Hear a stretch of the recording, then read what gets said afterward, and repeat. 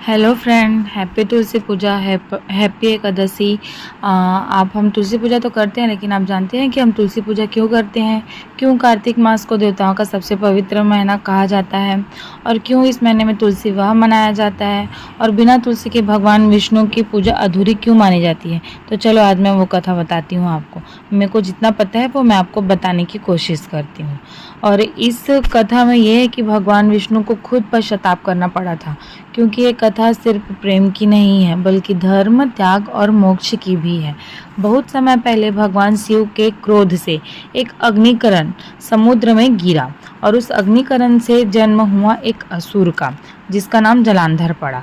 वह बहुत ही शक्तिशाली, अभिमानी और अद्भुत योद्धा था, क्योंकि वो शिव का ही प्रतीक माना गया, क्योंकि शिव के अग्निकरण से वो उत्पन्न हुआ था।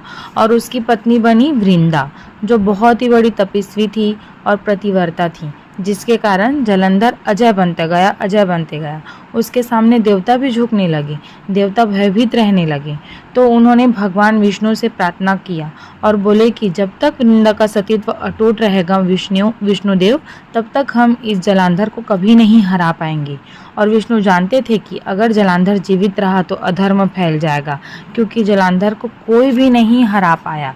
विष्णु ये भी जानते थे कि अगर जलांधर जीवित रहेगा तो पूरी तरह से अधर्म फैल जाएगा, क्योंकि धर्म की रक्षा करना तो उनका कर्तव्य है। इसलिए उन्होंने धर्म की रक्षा के लिए एक कठिन निर्णय लिया। वह जलांधर का रूप धारण कर वृंदा के सामने प्रकट हुए और वृंदा ने अपने पति के रूप में उनको देखा और वो श्रद्धा से पूजा की। परंतु जैसे ही उनका सतीत्व भंग हुआ, दूर युद्ध भूमि में जलांधर गिर पड़ा, वह मर गया। जब वृंदा को सत्य का ज्ञान हुआ, उसकी आत्मा टूट गई और आंखों में आंसू आने लगा और होठों पे विष्णु के लिए श्रापित था। और उन्होंने श्राप के रूप में विष्णु जी से कहा, जैसे ही मेरा सतीत्व टूटा, वैसे ही तुम भी अपनी पत्नी के वियोग सहोगे। और यही सांप था जिसने युगों बाद सीता हरण के रूप में जन्म लिया था। वृंदा ने इसके बाद अग्नि में प्रवेश किया और जहां उनकी राख गिरी, वहां से एक पवित्र पौधा उगाया जिसका नाम था तुलसी।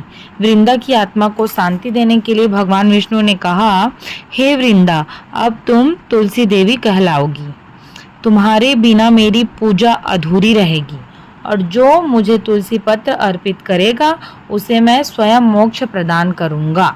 और अपने पाप को मिटाने के लिए विष्णु जी ने कार्तिक मास के शुक्ल एकादशी, जिस दिन देवता 4 महीने के विश्राम के बाद देवउठनी एकादशी पर जागते हैं, वह स्वयं तुलसी से विवाह किया। उस दिन से आज तक हर